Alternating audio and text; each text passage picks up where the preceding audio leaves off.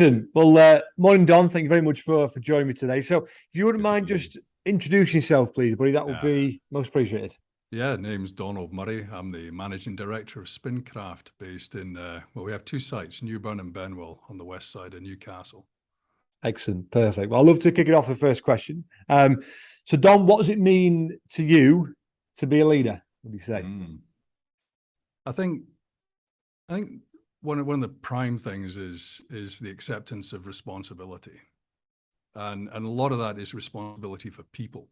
Yeah, I've got a business, but the business only exists because of the people here. So I think it's taking the responsibility for the people, and that has a lot of inputs because, okay, well, what does that mean? Well, one of the things I've got to do is to be able to provide clarity to people. I think that's probably one of my prime and most difficult things, is to say, I'm going to give you clarity. So, what do you do every day? What does the future hold for you? What are the expectations in the business? What are expectations of our customers? And I've got to translate that clarity into how we run our business, and clarity on me. I'm not some guy stuck in a corner office that you have to knock the door on and bow as you walk in. I've got to have that visibility, and I think that if you accept that, and it's not easy, you can become a better leader because you become a little bit more introspective, not introverted, but introspective. So where things go right, things go wrong, you got to look in the mirror and accept that the responsibility, right or wrong, good or bad, whatever's going on, is yours. You can start saying, well, this person didn't do their work or anything. No, you're the leader.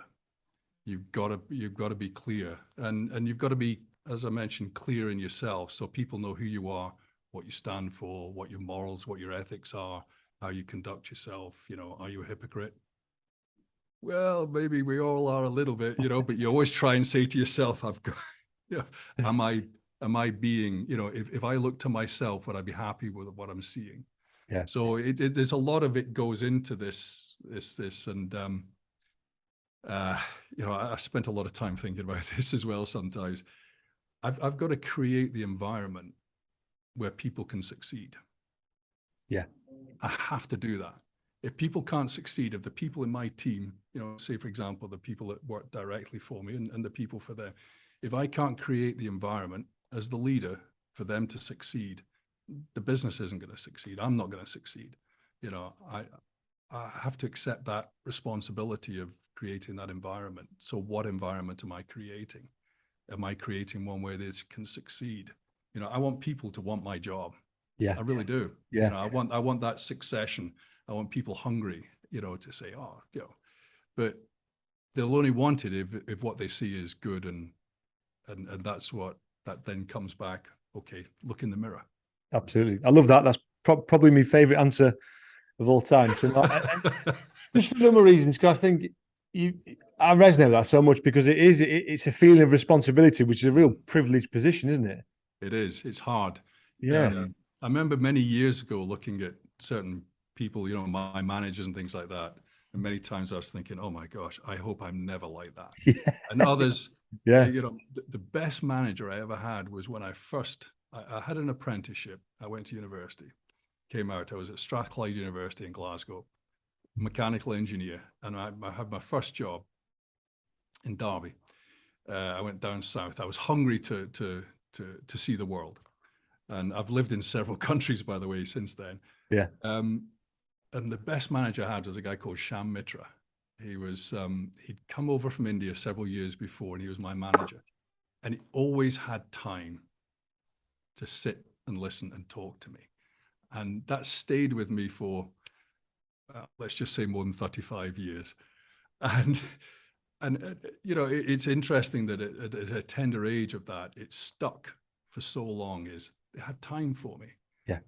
Even when I knew he was really busy, he would always come along. He always just smoke a pipe. In those days, you could smoke and all the rest of it in the office. He'd have his pipe there, and he'd clean it out, and he'd stuff it there, and he'd puff away. But he spoke to me, and that to me is taking the responsibility. People don't maybe not see it but he's taking the responsibility, saying, this is a person, who deserves, with all the dignity you can have, is spend time with them. Yeah, and I think you're right what you're saying, that it's so important to people to look at you and think, I want to be like that, and I want to be in that position, because if all they see is as a stressed, unhappy leader, then they're not going to want to be in that position. Simple as that, aren't they? So yeah. I mean, I've been reading, I go onto LinkedIn every so often when I can afford the time, and I keep on seeing people don't leave jobs, they leave leaders or lead managers. Maybe, I think in some instances that's right. I think it's a little bit trite to say that's the only reason. Yes. But I've had people leave. People, the first day I started in this job in May 2021, in that morning, I walked in, introduced myself to everybody, and then sat down in my office. The FD walked in and said, "Here's my resignation." Oh God! Welcome. Yeah. I thought, has somebody checked on my background or something? Must be in some speech. But as a leader, you got to take that. You got to say, wow, okay, well, it's probably not personal, but and it wasn't, obviously, and we've still kept in touch. He's a really good guy, but at the same time is that's stuff you've got to be able to take. Yeah. And then as the year plus has gone on, other people have quit on me. When it's not, you say, well, they quit the job. Well, I'm the representative of the business. I'm the leader of the business. So there's a personal aspect to it that you've got to accept. Yeah. And often the reaction is, oh, it was useless anyway. I'm glad he's gone. Yeah. No, that's not the case. No, yeah. Don't fool yourself. It's too easy to take it personally, isn't it? And ultimately, people make decisions what's best for them, and that's fine, isn't it? Because we've all done it. It's one of those. Yeah, but what I'm hoping is that I wouldn't ever call myself a role model, but I would say, but if people want to do what I want, that I be the person I am, or the type of leader I'm. But perhaps that's a better way of saying it. Type of leader that I am. Yeah. Is well, what is that? Yeah. So that's the introspection, and I read books as well to try and help me understand me. Same. Yeah. If I can't govern myself, I can't govern this company. Yeah. It's that continued progression, isn't it? Because no one's a finished article. And there's one thing I've learned from talking to people and listening to other podcasts is no one is ever the finished article, nor think they should be, because there's always something to learn, isn't there? No. And I like, I like talking to people. I really like people, I guess. Is my assumption is everybody's good until they tell me otherwise or act otherwise. That's the default position within me, and so again, that's what I try and engender within the organization as well. Is look, assume that when somebody says something, assume that it's done with positive intent. That somebody's not sniping at you or backbiting you or criticizing you. If somebody says something, you think, well, okay. Sometimes it's hard to swallow. I'm not, nobody's perfect, but at the same time, don't assume, don't let paranoia creep in. Yeah, absolutely. Yeah. Love that. But again, that's down to the leader accepting the responsibility to say, what is the environment I'm creating? Is it an open discussion that people can have? Can they be comfortable? Yeah. I think it's having the foresight to think about an environment you want to have in the first place, because if you don't even put pen to paper and make a plan, then it just happens by chance, and you might not end up with the result you want. You'll never. No, isn't it? Yeah, you don't know what the result should be. Yeah. And it's interesting because this is an SME that I'm part of at the moment, and when I walked in here, I thought, wow, the number of people here was just over 40. I'm going to get to know everybody by their first name. Yeah. What about privilege? Yeah. Yeah. And, we've got the two sites, and I skipped between the two. And what was interesting to me was, and I almost wonder why they even recruited me at first, is because I came from a very large business. I started off with a very large company. I think at our peak, we were about 55,000. Wow. And I was I left as the senior vice president. I'd been a senior vice president since 2009, and I left in 2019. of one of the major divisions within this international global business. And this division that I'd been with had enabled me to live in several countries. I've lived in the US for over 20 years. In fact, that's where I met the lady who became my wife, and our children were born there. I've lived in India for a couple of years. Obviously, in the UK, I spent a tremendous amount of time in South Korea, in China, India, subsequently to living there. And I came with certain things in my head that, I'm a product of my experiences and all the rest of it, and the people that I work with, and the people that I've admired. And then all of a sudden coming to this organization, and it's less than a tenth of the number of people I had before. Yeah, different challenge about that, isn't it? I didn't know whether I could do it, but what happened was that in 2019, the division I was in got bought by another corporation. And I decided, and we were left on very amicable terms. And in fact, they kept me on a consultative basis for about a year afterwards. But the lockdown hit, and all of a sudden, I was thinking I was going to go from one job into the next. Want to make yourself laugh. So lockdown came along. The imposition of lockdown from the COVID pandemic, and all of a sudden I sat back and I think, well, okay. Now I'd actually had 2 chief operating officer roles lined up, and they both fell apart once that happened because the companies just went boom on all recruitment. So I spent quite a few months thinking, well, what do I want to do? Along with probably a few million other people thinking the same thing. And I began to say to where was I the happiest? When did I really, really enjoy and felt that I was contributing, that I was doing something positive, and, enjoyed working with the people and all the rest of it. And there was a common theme, but it was common in the big organization where it was manufacturing, engineering, precision engineering, which is what this business does. And it requires a lot of interaction with people. It required a background in engineering, preferably, which I had. So I thought, okay, I've got to find something that's like that.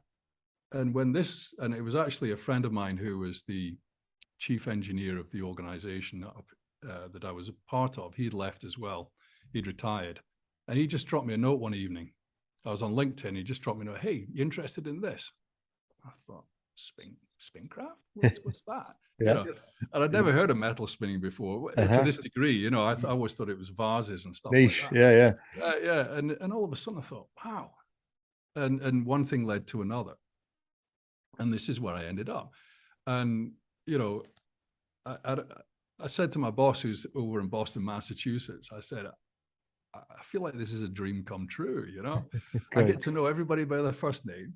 I get to know, not intrusive, but a little bit about them, things like that. But I'm able to start saying, well, all of this I've had in the years and years of working in different countries and large organizations, and without sounding hopefully too boastful, I've worked with ambassadors, I've worked with senior politicians, in my previous role, because you almost had an on entry point because of the level you were in a major organization to get into certain parts of society and public life. And it, and then I brought all of this, from my learning from Sham Mitra, my first manager, and all the bad managers and the good managers and the people and the different cultures that I've had to learn to adapt to and understand and all the rest of it, bringing it all here. Yeah. And then understanding Broad Geordie. Different challenge itself, that. So I've learned to say I'm Gan Yam now, which makes everybody here laugh because it's the most awful Geordie accent ever. But it's a completely different beat. But all of a sudden, you begin to realize how much you can contribute to a business when you love it. Yeah. Yes, it's the passion.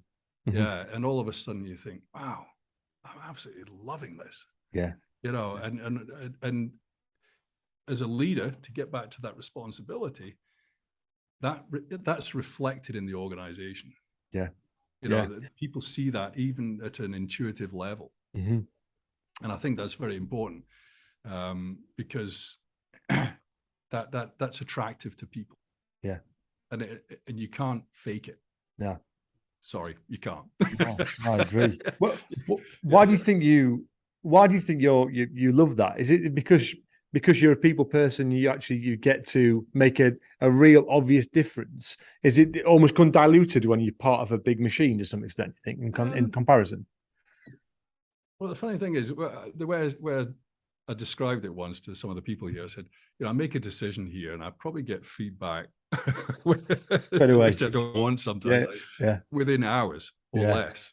Mm-hmm. Sometimes when I was making decisions in my previous role, it would be 8-12 months before I saw the result.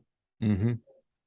And by that time, a lot of things had happened. And sometimes you think, oh my gosh, So in that way, that instant feedback, I don't know how to describe it. It generates an urgency within you, that says, "How do I become better?" Mm-hmm. And in that way, I wish I could describe it better, Mark. It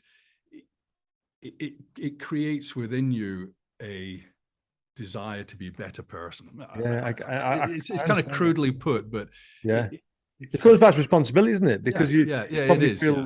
It's all these people. I mean, it is a big, if you're a very senior person in a big company, you are part of a machine, an important part. But if you're the MD of an SME, you're everything to that business. You are the business essentially. And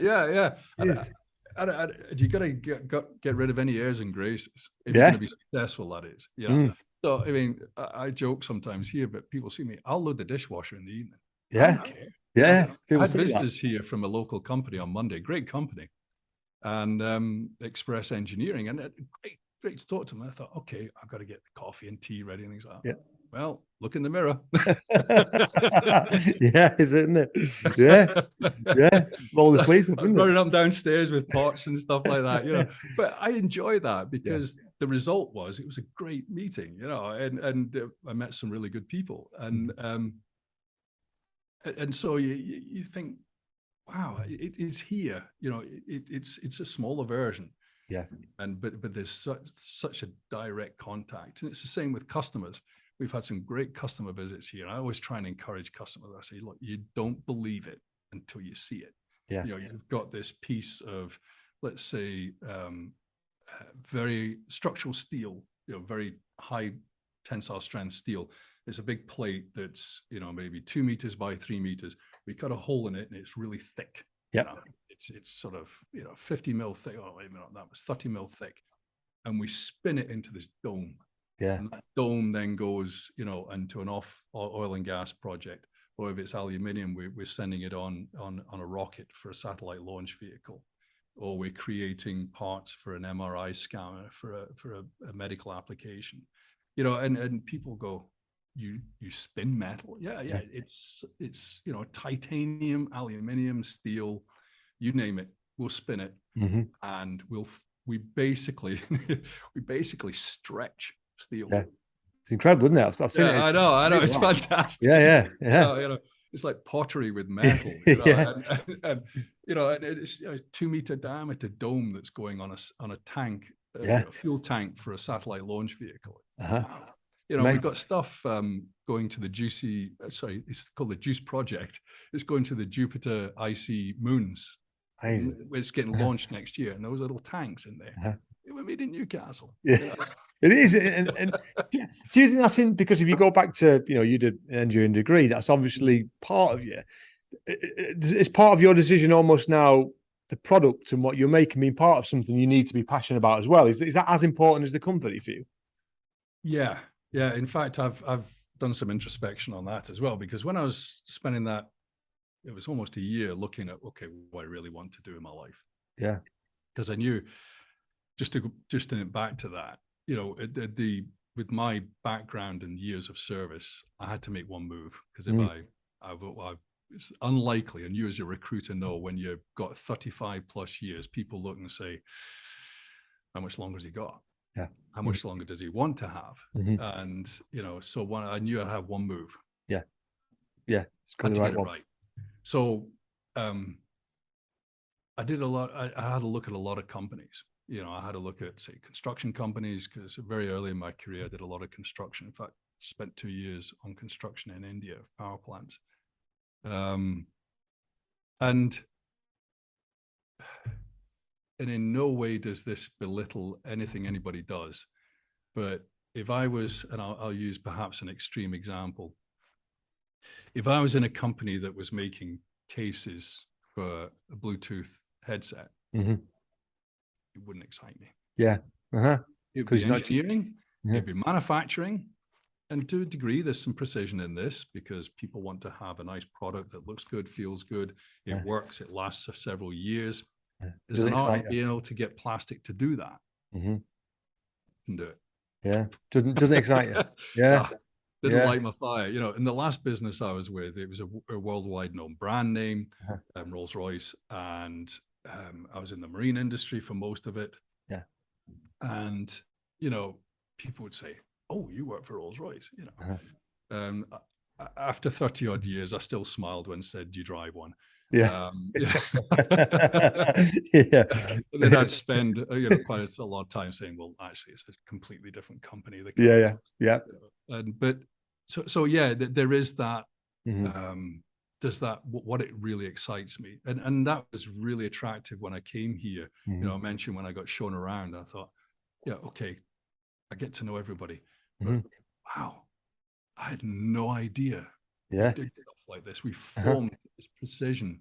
Yep. You know, sometimes we're making stuff 2 meters wide within 4 thou, and you're going, how on earth do we do that? You know, incredible. And, yeah, it is, and it's the skill of the people here, the engineers, you know, the buyers, the accountants. Everybody contributes, and especially in an SME. Yeah. Because you know, our accountant's office downstairs, the next door is out into the manufacturing area. Yep. There's no remoteness in an SME. Yeah, absolutely. Everyone knows everyone. And imagine that helps when you're showing clients around, because you've actually got you're passionate about it. Whether if it was a plastic case, this is what we do. My knowledge is still pretty bad on describing some of the products we have, so I kind of lean on the engineers. Help me. But you know, Martin's been here for 25 years, so he knows a little bit more than me. But yeah, it is true, because you know, again, I compare and contrast a little bit. In my last role, I had 6 sites in 5 countries: China, India, Poland, 2 in Norway, and 1 in the United Kingdom. You know, I had to take a customer to which one, you know, and obviously there were certain products in certain sites, but very, very difficult to get that attachment. And in fact, you can't get that attachment if you're realistic. You know, if you're dealing with you know, a turnover of the level that we had, and the number of people and the geographical distances and things like that, you can't become attached in the way that you can, that I am able to now. So that then goes back to the introspection of when I had that time out when I didn't work, and I thought, what made me happy? You know, because when you're happy, you're obviously going to be a better person, and therefore able to contribute more. And I guess day one, you know, bit of time out, reflecting, and it's a very different position to what you've done in your last role. Sure. What's the steps you took then to go, right, okay, this is a business. At the time you took the job, you must be aware of some of the challenges and where you wanted to take to. What are your sort of first, for any new MD, I guess, into a new role who's I was listening to this and taking on a big old challenge? How do you do that? What's your sort of what did you do? I think if I knew, I'd write the book. But, I guess, you know, apart from the FD handing his notice in, which was a bit of a blow to my confidence. That's your first protocol. Our new FD. It's you obviously want to get to know everybody. Yes. You know, and it depends. I mean, if you're an SME of 150, it's going to get tough, but you're going to get to know some. But within a reasonably short time, and I couldn't tell you what that is, but with me, it was probably 2 or 3 weeks. I began to identify, and this is a rule of thumb I've had as I've grown more mature in my career. You can have about 4 or 5 people who make the difference. Yeah. In no way, again, is that derogatory to anybody else in the organization who enjoy their job, they do a good job, but there's certain people who make a difference. Yeah. And, typically they're the people who eventually rise to become the leaders of an organization. If you're structured correctly, you've got the right, environment and all the rest of it that we were talking about earlier. So is identifying those people and nurturing them and bringing them into your confidence and sharing confidences, business confidences. So it's the early identification of that. And, I didn't get the right people right from the start. Yeah. Some people let you down and you've just got to accept it. Yeah. You don't get angry, even though the temptation is to do that. And I think the other aspect I would say is really be sensitive to the temptation to be a dictator. Yeah. It's so easy. Yeah. So easy to say it. Do it. And this is how we do it. Yeah. Yeah. And you kind of lost it when you go down that path. Yeah. Having gone down that path myself before. Yeah. So yeah. And we learn, don't we, from our experience, our own experience. And then you go, oh, that didn't work. Yeah. Yeah. And you got to be so careful. And then the other one is you've got to be so honest. You got to be, I'm not talking saintly. I'm saying that if you've got to have the honesty, and I mentioned earlier on the clarity and the right environment, but if you break that, it's almost impossible to get it back. Yeah.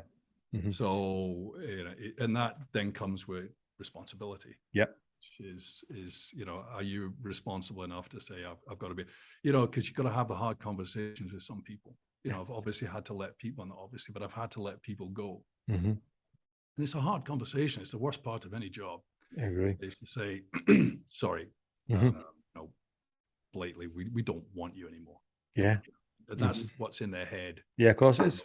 It's all here. Yeah. And so you got to have that ability as you walk in to answer your question. I'm kind of jumping around a little bit, but is for an MD walking in is to identify those people, but also identify quickly those people you think, and you can't be too quick because everybody's a different way of doing, how they do their job and things like that.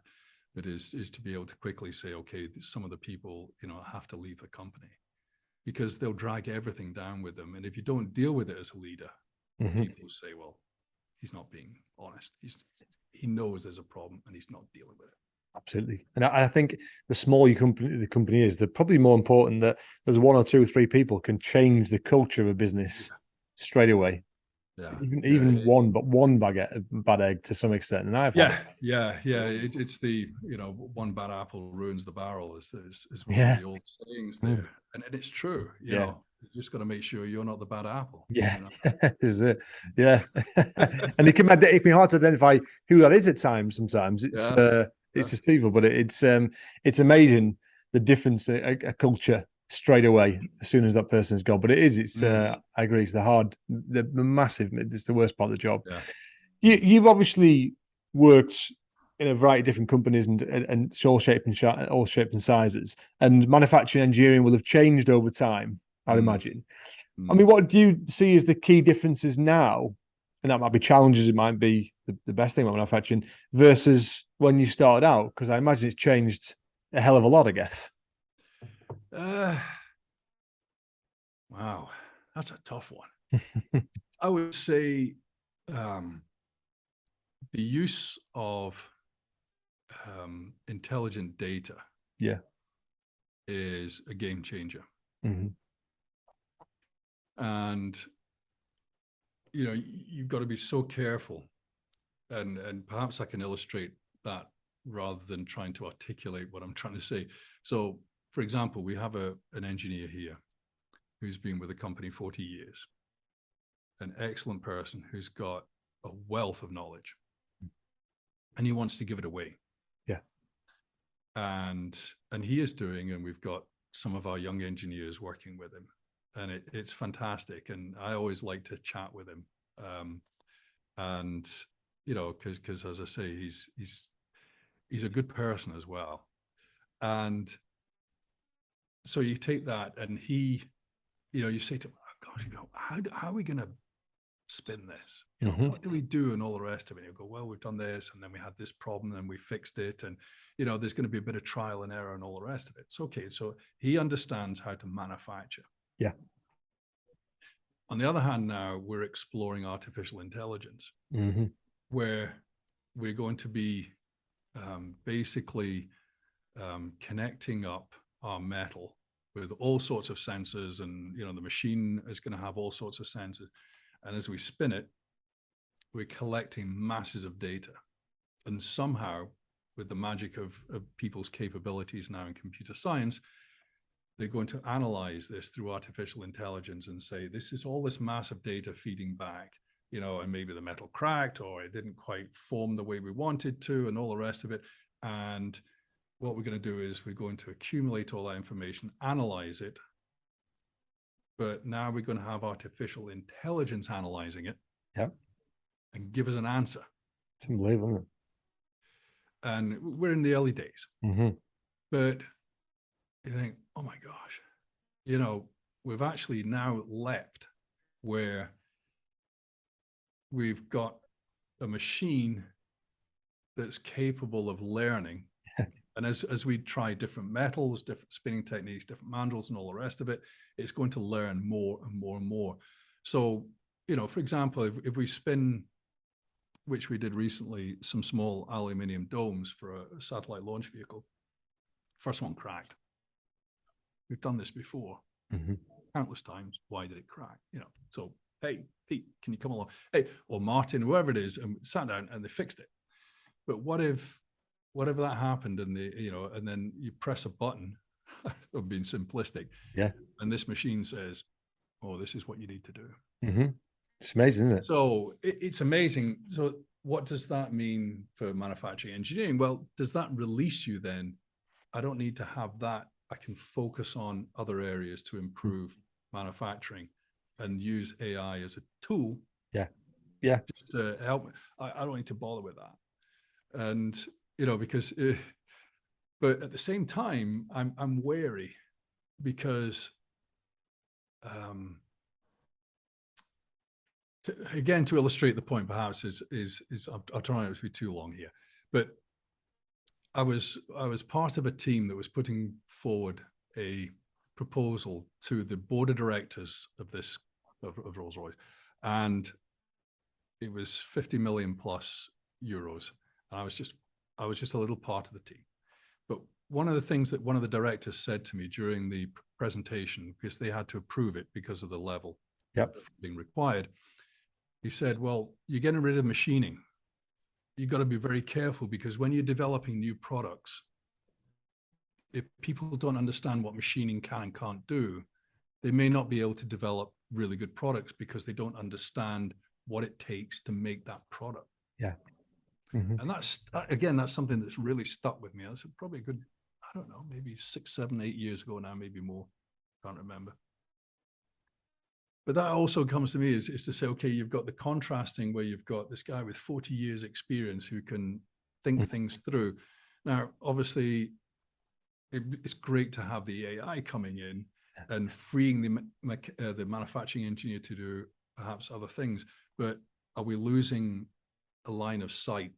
Yeah, it's a fine line, isn't it? It is. Yeah, it's interesting. I don't know what the answer is. And it's the healthy debate is, you know, AI is great and robotics is fantastic, but will it start to replace people? And will we start to lose things? It's on the other side, I think it will just develop. Will there be new skills? You know, I think manufacturing will just change, and we'll have to change with it, and we'll have to develop new skills to live with it. But it's it is interesting. I mean, you know, where I think about it is, you know, we used to ride around on horses, or those who could afford horses. And then we had the motor car. Do you want to go back to horses? Maybe not. Isn't it? Well, maybe you do. Yeah. So exactly that. I think if you don't embrace technology, then you're going to get left behind. That's just the way life has worked for hundreds of years, isn't it? So, but I find it fascinating. I mean, I'm not an engineer, but I love walking around factories and seeing how things are made. I just think I'll show you around. Yeah, I'd love to. I love showing people around. The technology, I just think it's mind blowing, and I talk about this a lot in here. But this is for me where schools need to clock onto this, and curriculums need to clock, because kids don't see this until it's too late. You know, if I'd walked around a factory at even 6, 7, 8 years old, I would have been in awe of it, and that might have changed my course and said, right, okay, what do I need to do to be an engineer? Because if you do it at 15, 16, it's too late, really. You've most of the time. You do tend to make up your mind, you know, when you're incredibly immature in some ways. Yeah, that's it. It's so, I think if the curriculum then can lend itself to these new skills, new technologies, then manufacturing might stand a chance. Which I guess leads me on to one of my like questions. I mean, manufacturing is fantastic, but it has its challenges. I mean, what would you say is I guess a big challenge that it has, and I guess some way we could start to try and fix that? What do you say? Because it's not perfect right now. Manufacturing. Manufacturing engineering, I guess, as a whole. Yeah. Well, there is an image problem, I think. One of the things that several people here involved in, I was in my last job, but I haven't, regrettably at the moment, not been able to get the time to, is engage with schools and for the science, technology, the STEM side of things. To be able to help people understand that what it really is, and not sometimes what's portrayed in the media about what manufacturing is. You know, it's not a sweatshop. You know, we don't have, you know, people with whips and drums and things like that banging and saying, "Get this stuff out the door," you know, full of dirt. Yeah. So I think the STEM initiative is fantastic. As I said, I regret that I'm not more involved than I have been in the past, because I found it great to be involved in people saying, "Oh, I never realized blah, blah, blah." So there's that eye opener. So I think that is one of the challenges. But I think also when one of the other challenges is for people who do want to go into engineering is to have them understand that, get to know how we make it. You know, we've got a lot of very good IT people, not just here but everywhere, but there's that detachment from, okay, but this is how we make it. And I think that is a big challenge, is people don't have the ownership, the attachment that I think is necessary to be really successful. So it's I guess I'm going back a bit to that, the excitement and the love of what you do. You know, is how do you get, I think that's an attachment that needs to be developed in manufacturing engineering. And get back what you said before, it's getting back to the responsibility piece, isn't it? I guess, as leaders of organizations to try and do their bit for the future of manufacturing, because it's absolutely it needs a kick, because there's some brilliant people in this country. I think given half a chance could be great engineers and leaders. Oh yeah. And there's some fine, you know, examples, you know, Isambard, Kingdom, Brunel, and all the rest of it. You've got some great heroes that you could look at and say, wow, you know, could do something like that. Absolutely. I've got some closing sort of quick fire questions, never quick fire, but let's have a go. What 3 things or words would you say make up a good leader? First 3 it springs to your mind.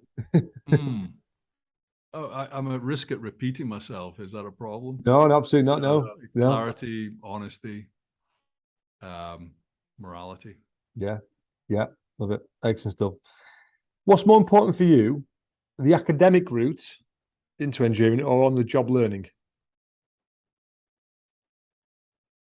I don't think I could differentiate, because even as an apprentice, I had classroom work. Yeah. I'd have to say they're hand in glove. Yeah. Yeah, but don't ever think one is prime. Yeah. Yeah. Completely agree. Hand in glove. Yeah. Another question.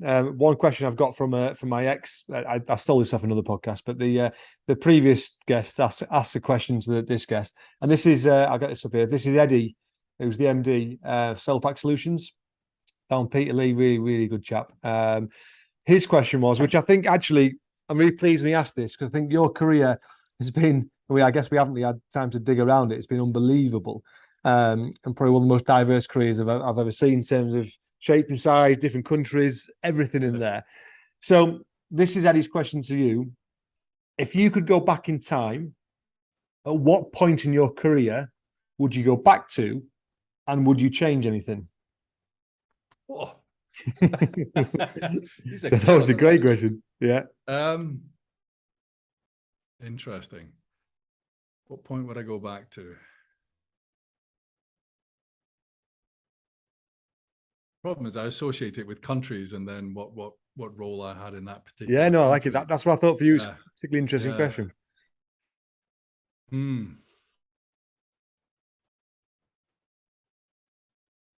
Wow. I think funny enough, I'd like to go back to India. Yeah. Yeah. I worked on as part of a construction team, a very small team, about 5 of us with contractors of about 2,500 people, I think, if my memory serves me correctly. And I think what I'd like to, now I'm not going to contradict myself and think, well, actually, I think I'd prefer to go back to when I was working in the United States. But wow, what would I do differently? Was that the second part of the question? Yes, it was. Well, it was, would you actually? So you wouldn't have to. So would it? I guess the time you go back to, and would you change anything? So it might be a no, but. So I don't kind of regret anything I've done. Yeah, led you. So I think if I go back to a point where I was doing more mentoring of people, it was probably when I was working in the United States. And this may sound a little bit counterintuitive, but I think if I took my career, the mentoring part of it, when I was talking to a lot of people, a lot of young engineers, which I'm doing to a certain degree now, and I'm not quite answering the question, so forgive me. I would actually tell people not to plan their career too much. I like it. Mm-hmm. So it's more the people side of it I would change within me. Yeah. Because when I look back at my career, because I was asked to do that during my interview here, my career has been a series of unplanned events that have happened to me, and I've had to react to them, and how I reacted formed my career. Yeah. So I was just, for example, when I was working in Derby, I was asked, hey, do you fancy going to India? I just said, sure. Didn't really think about it. Yeah. It wasn't part of my career plan, but it sounded exciting, building a power plant in India, a couple of years. Yeah, okay, I'll do that. Yeah. Then I was working in Northern Ireland, and I was given the opportunity to go to Cranfield School of Management to do a master's degree. And I went, yeah, okay, that sounds fantastic. Yeah. Great opportunity. The company covered everything. Salaried a lot. Wow, I didn't plan that. Yeah. When it came out, they said, oh, we've got a real problem in this area. We want you to go there for a year and fix it. I went, okay. Not planned. So I guess that was sort of what happened, but it's okay. It's not planned. And if you think you can plan the plan, good luck. But it was, okay, I'll take the opportunity and I'll make the best of it. Yeah. Mm-hmm. And that was my career plan is, and it's okay, it's slowed down a bit, but I'll just take an opportunity and I'll just run with it. Yeah. And learn from it. Well, learn from it and grow from it, and yeah. you know, and share it or whatever it is. So I think that's what, kind of not answering your question. No, it is. It's it would be, I would change what I if anybody cared to have my advice or asked for it, I would say, don't plan too much. and I think that's really good advice. It's not advice. It's almost the opposite advice that people think they should. Oh yeah, Do you know what I mean? But I think you're right, because if you're too tunnel vision, you're not going to see opportunities left and right, are you? If you're not looking up. What happened was, and this is going back to early in my career, so I was grinding castings in the foundry. Yeah. Ace job, right? And the foreman tapped me on the shoulder, you know, I took my stuff off, and he said, HR want you on the phone. Now, I was 22. Yeah. So, okay. So I put my grinder down. I went up into the office there, and it was a guy called Nick Whitehead, I think it was. And he said, oh, we've got this opportunity. We want you to work on a construction site in Southampton, and it was for a chemical plant there. And it's just for an 8-week period, but they're really desperate. And we thought of you. You're a great guy. Can you go? And I went, yeah, okay. When do you want me there? Well, next week. Okay. Yeah. So I turned up there, and I turned up with the to the site manager there. In fact, I can even still remember his name, Bill Horton. Great guy. Yeah. And I walked into the porter cabin at this site, you know, because I was single. I had no holds barred. You know, it's just there's nothing to hold me back. So I just, yeah, okay. And he went, oh, thank God at last. I thought, okay, yeah, he's really happy. He says, you're the 6th person we've asked. Someone said yes. I thought, and I thought I was being specially chosen for this role, you know. But it was that lesson. So I said, well, what happened to those? Well, the other one didn't want to interrupt his driving lessons, and another one, you know, and they had all these excuses. So they'd gone down the list until they had found somebody. Don't worry,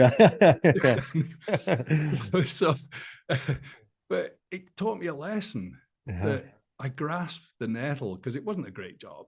Actually, it turned into being a really good job, and they kept you there for 6 months. Yeah. But it was seize the moment, you know, carpe diem, and that's what changed the way I looked at life. So when it was like, do you want to go to India? Yeah, okay. Do you want to go to Cranford? Yeah, okay. Yeah. You know, oh, we want to set up a business in Atlanta, Georgia, in the United States. We need somebody to establish the office and go out and sell stuff. Oh, okay. Yeah, fantastic. Sounds great. You know, so, and then, you know, things happened, you know, businesses sell businesses within their, you know, organization, and I had to move on and stuff like that. So none of it's planned. I just made the best of what was given to me, you know, and just didn't look backwards. You know, toothpaste is out the tube. Sorry. And that's a good outlook on life in general, isn't it? Yeah. Yeah. Outside of work. So no, I love that. Excellent. No, that's a great answer.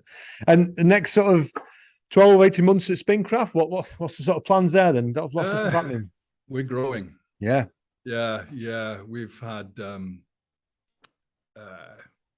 close from 21 to now. We've got, in the last year and a bit, greater than 30% growth. Excellent. Exciting. Because of a fantastic team here. You know, I sit back and let them do it, you know. And we've got some very exciting projects with a major airframer on low emissions. We're doing some great development work for them. We've got orders for satellite launch vehicle parts for companies in Australia, in Spain.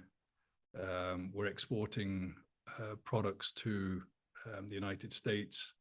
We're growing our business on the medical side of it. So it's hard. It's you know, we're up against some really tough competition. Yeah. But you know, it's a great team here, and it's just exciting. So yeah, there's a lot of growth. One of the constraints we'll have is going to be on capacity. Can we handle everything? Yeah. So that's the challenge that I've got, is capacity. Okay.